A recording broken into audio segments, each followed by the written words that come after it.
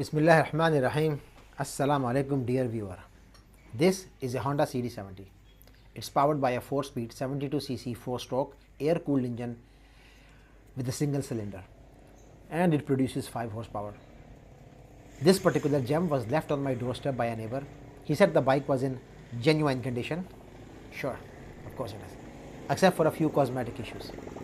The bike is about 9 years old, but by the looks of it, it's just one kick away from complete disintegration. My initial diagnosis is that the bike is leaking compression, so that's probably a good place to start. Leaking compression can mean issues with the cylinder head, rings, piston, valves, or even the gasket.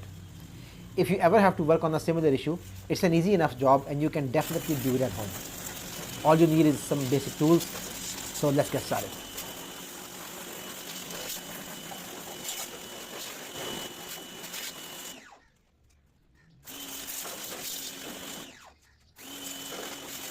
After successfully trying to clean it for about 10-15 minutes, I just gave up.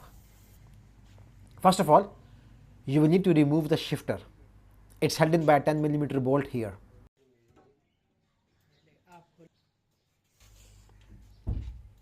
Once you remove the bolt, just pull off the shifter. Next, remove the left side crankcase cover by removing the 3 10mm bolts.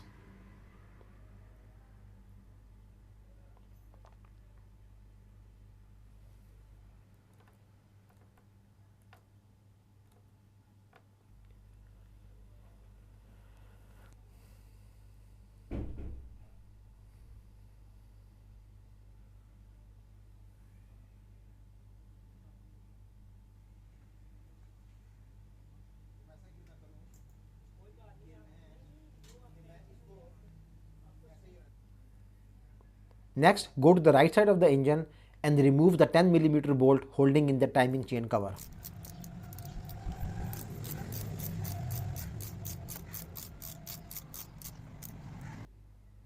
With the bolt removed, slightly tighten it back and hit it with a hammer. That will push out the timing chain cover on the left side of the engine.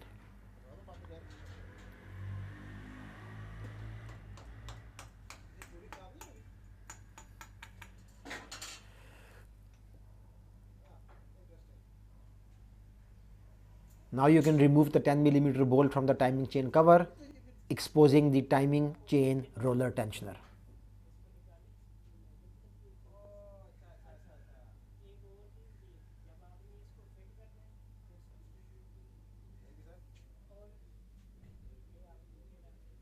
Next, remove the 2 valve covers with a 17mm spanner or wrench, whatever you have. The upper valve is the intake and the lower valve is the exhaust.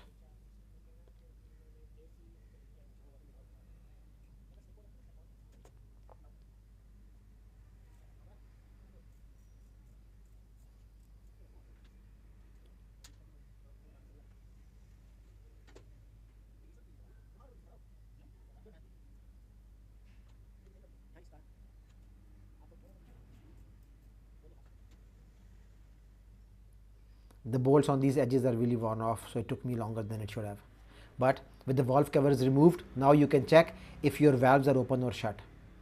Rotate the magnet and position the piston to the top dead center position, and manually check if both valves are open or shut.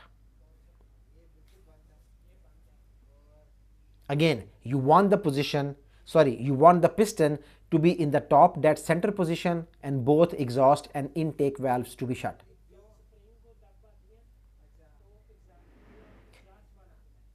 While we are in here, let's check if the engine timing is correct. Timing check is very simple on these engines. This little hole you see here in the timing sprocket or roller tensioner, whatever it's called, it must align with the groove on the cylinder head, and this line along with the letter T, it must align with this groove on the crankcase cover. If both these align, your engine timing is correct. As you can see in our case, the lines match up. Next, let's take out the carburetor. To remove the carburetor, remove the 2 8mm bolts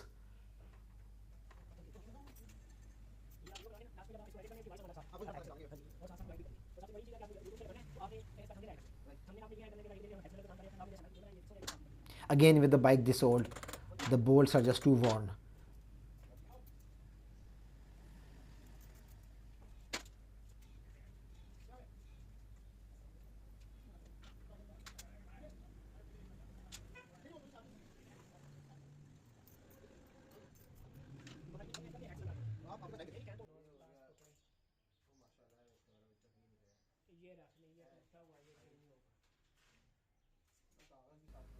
With the bolts removed, unscrew the throttle cable and pull the carburetor out from the horsepipe.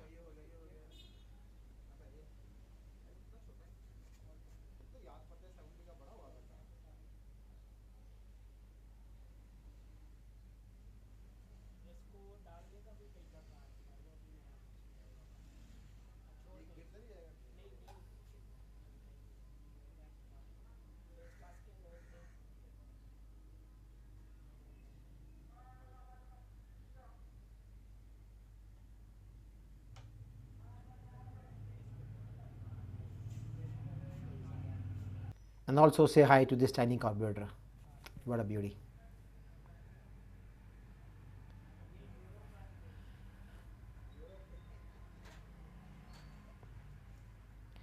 Next, remove the 4 bolts holding in the cylinder head. Remember to remove the bolts in a crisscross fashion.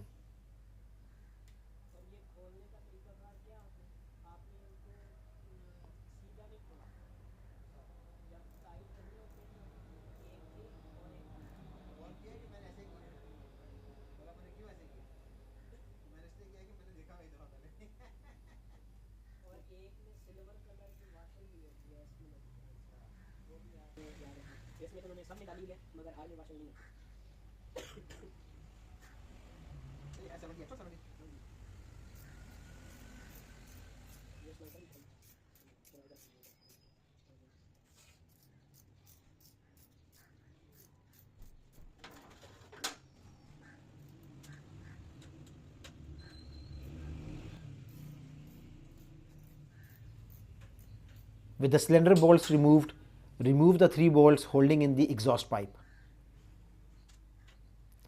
2 of the bolts are under the cylinder and 1 is attached to the chassis.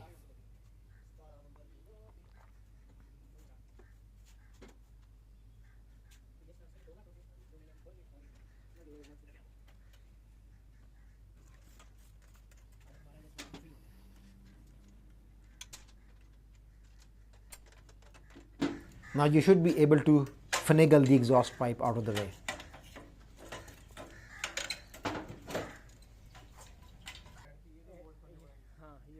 Next, remove the 10 mm bolt attaching the head to the cylinder.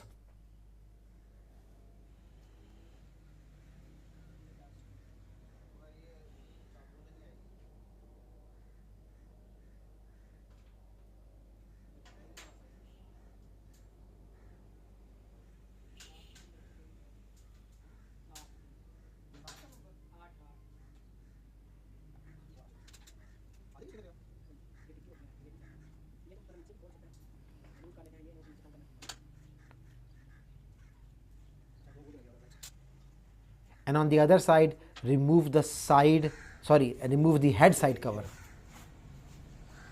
This is the head side cover.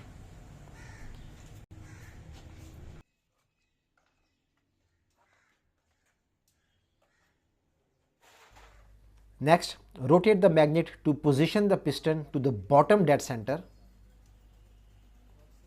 and you will need one of these clutch holder tools to hold the magnet in place. You can also jam a spanner in there, but it's fairly an inexpensive tool and it really helps with the job.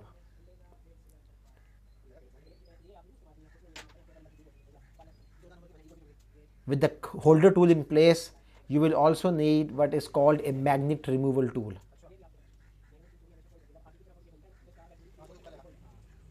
Insert the magnet removal tool in the magnet and you should be just able to pull the magnet out.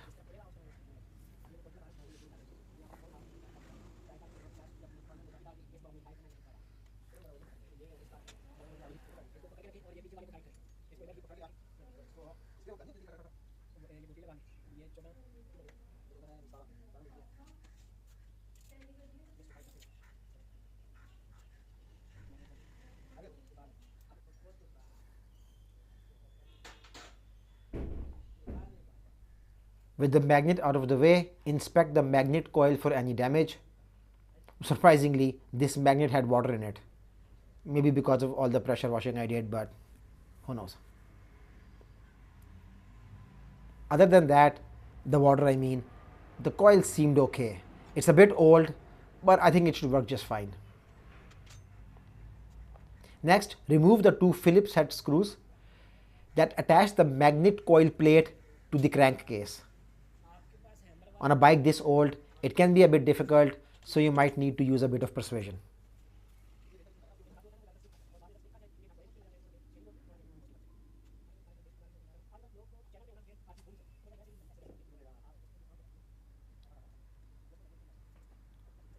With the magnet plate out, you can see that the roller tensioner has been rubbing against this magnet plate, which is why you can see this damage on the magnet plate.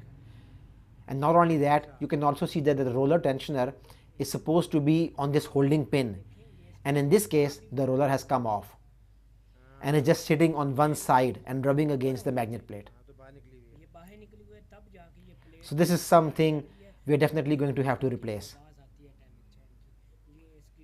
And most likely we're also going to have to replace the whole tensioner set. Let's move this out of the way.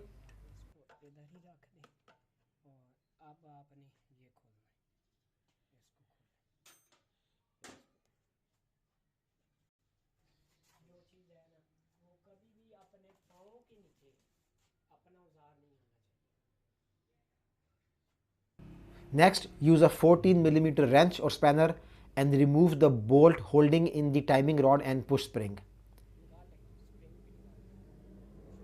In our case, the timing rod or the tension rod, it's stuck. It shouldn't be this difficult to remove it. So let's use the hammer.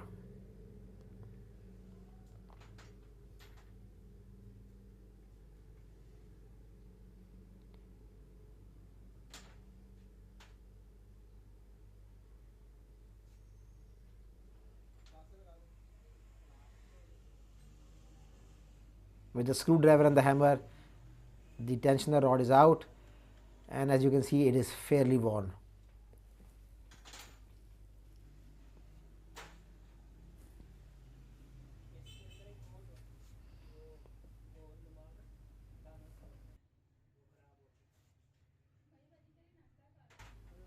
Next, put the bike in gear, reinstall the magnet.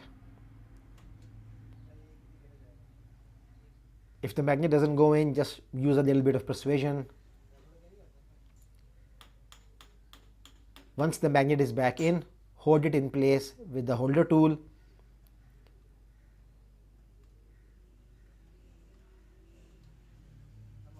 And now you can remove the roller tensioner by removing the two 8mm bolts.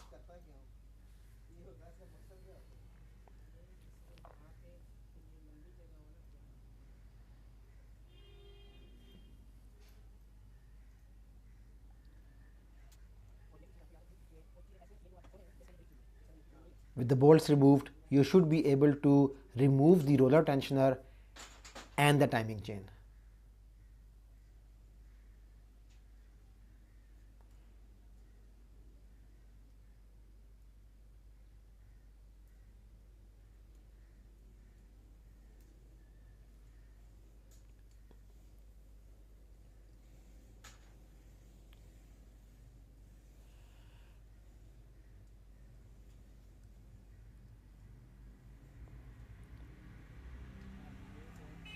Now your cylinder head is free to be removed.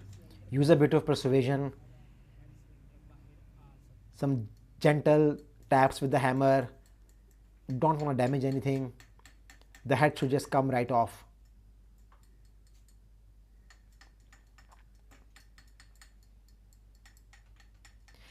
I prefer to use a wooden hammer or a plastic hammer, but I only had this one. And this is your head along with the intake pipe.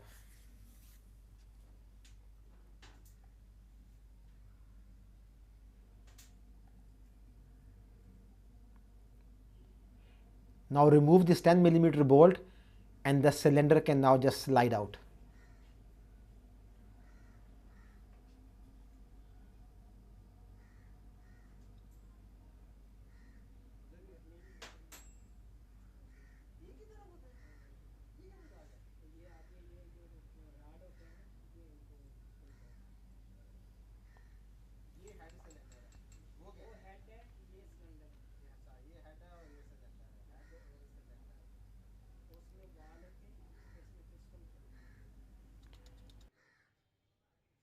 Just tap the cylinder out until you can see the wrist pin that connects the piston to the connecting rod. Use a flathead screwdriver to remove the wrist pin retainers.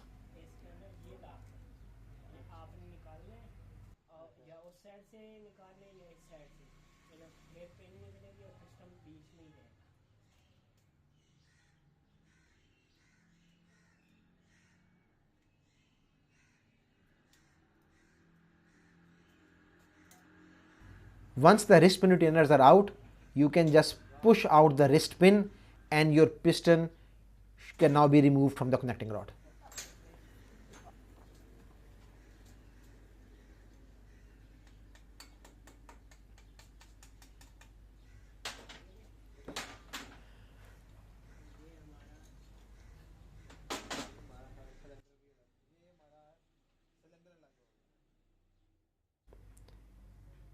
And this is what a 70cc piston looks like.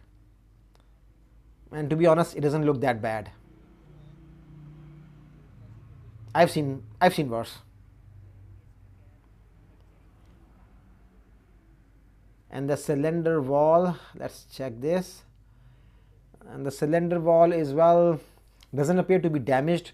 The wall is, there isn't any discoloration. I don't see any damage at all. Not the worst I've seen.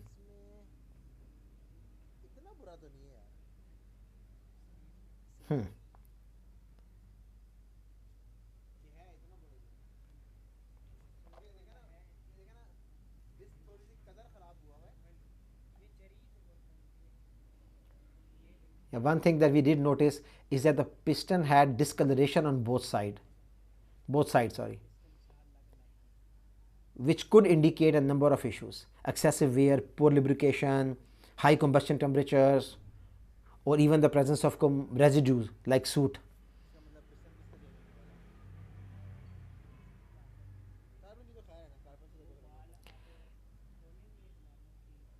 All in all, it's not that bad, but I definitely had compression leaking. So let's take the rings out and see what we have.